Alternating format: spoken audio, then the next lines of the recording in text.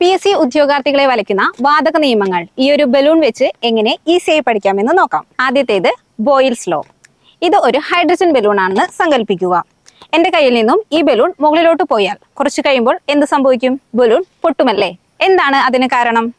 ഉയരം കൂടുന്തോറും ചായയുടെ സ്വാദ് കൂടും. ബട്ട് ഇവിടെ അതല്ല കാര്യം. ഉയരം കൂടുന്തോറും അന്തരീക്ഷമർദ്ദം കുറയും.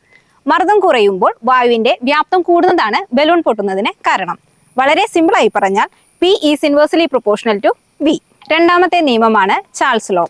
ഇതേ ബലൂൺ നമ്മൾ കുറച്ചു നേരം വെയിലത്ത് വെച്ചാലും ബലൂൺ പൊട്ടുമല്ലേ? അതിന് കാരണം താപനില കൂടുമ്പോൾ ബലൂണിനകത്തെ വായുവിന്റെ വ്യാപ്തം കൂടുന്നതാണ്. സിമ്പിളായി പറഞ്ഞാൽ T is proportional to V. അവസാനത്തേത് അവഗ്രാഡോസ് ലോ. ബലൂണിൽ അധികമായി വായു നിറച്ചാലും ബലൂൺ പൊട്ടിപ്പോകുമല്ലേ? തന്മാത്രകളുടെ എണ്ണം കൂടുന്നതിനനുസരിച്ച് ബലൂണിനകത്തെ വായുവിന്റെ വ്യാപ്തവും വർദ്ധിക്കുന്നു. അതുകൊണ്ടാണ് ബലൂൺ പൊട്ടിയത്. Volume is proportional to number of molecules.